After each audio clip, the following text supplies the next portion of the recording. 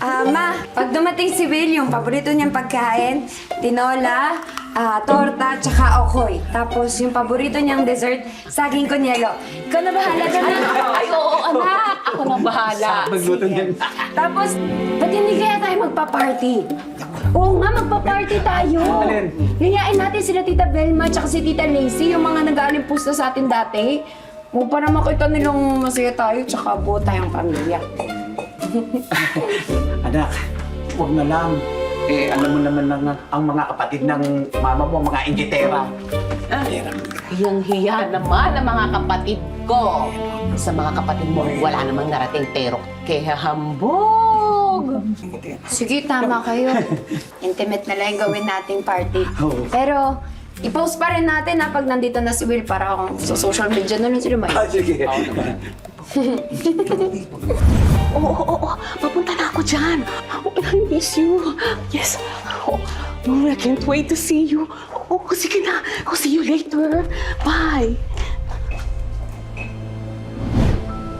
Uy, ang layo kanino to? Ba't ganito Ay, sexy? Sa'yo yan, ma? Ay, hindi.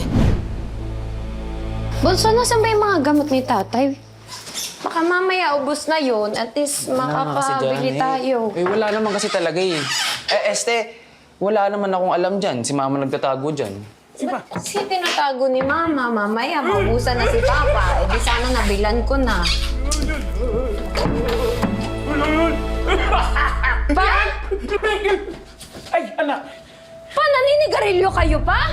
Pa, yung mahal-mahal ng gamot ninyo, doon siya kan si nanay. Nahirapan na siya mag-alaga sa inyo nung ginagawa ninyo. Alam mo to? Pa, mini mo na. Ano nga aminin? Ano yung sinasabi ninyo kanina? Ano nga aminin? Anak, pasensya ka na. Kailangan mo na rin malaman. Wala akong sakit sa baga, anak. Ano? Huwag ka na mag-umubo dyan! Wala ka pa ng sakit! Kumulis ka dyan! Ibig sabihin, alam niyong hindi totoo yung sakit ni Papa? Ba't hindi niyo sinabi sa akin? Samantalang ako padala ng pera sa inyo, hindi naman pala totoo yung sakit niya. Yun lang naman pala, anak. Kala ko naman kung ano na. Anong yun lang naman, ma? Hindi biro yun. Hindi biro yung pera pinapadala ko dito sa inyo. Tapos malalaman ko hindi totoo yung sakit ni Papa. Eh, kasalanan niya ng ama mo. Siya ang may idea niyan eh. Pero kailangan niyang gawin yan para tapalan yung mga utang niya dahil nalulung siya sa sugal. Ba't hindi niyo sa akin sinasabi? Ba't inatago niyo sa akin yan? Pinagtatakpan niyo si Papa. Ano magagawa ko, anak? Nakiusap sa akin ng tatay mo na huwag kong sabihin sa'yo. Halos gabi-gabi namin niya pinag-aawayan. Gabi-gabi? Kaya pala, gabi-gabi din kayo umaalis dito? Ha? Oo, ma. Nakita ko kayo kagabi. Umalis kayo. Tapos may kausap kayo sa cellphone. Hindi ko alam kung sino. Tapos yung sinasabi niyo sa akin na sexy outfit na doon sa girlfriend ni Joseph, sa inyo pala. Ma, anong ginagawa ninyo? Saan kayo pumupunta? Sino ang kasama ninyo? Oo na. Lumalabas ako para mag-clubbing. Kasama yung date ko. Ano, ma? Nababaliw ka na ba? Oo na, nababaliw ako dahil sa kawalang kwenta ng ama mo. Kaya nakipaghiwalay ako sa kanya. Pasensya ka na, anak. Hindi na namin sinabi sa'yo lahat ng ito dahil ayaw na namin mag-isip ka pa sa London ng mga problema namin.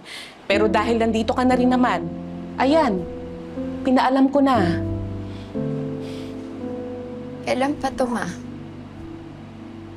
Hiwalay na kami. 5 taon na. 5 taon?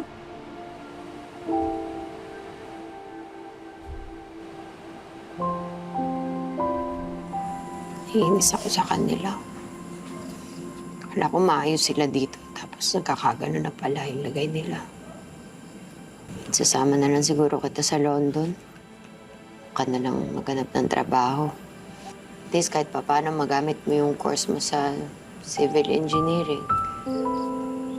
Bunso, please.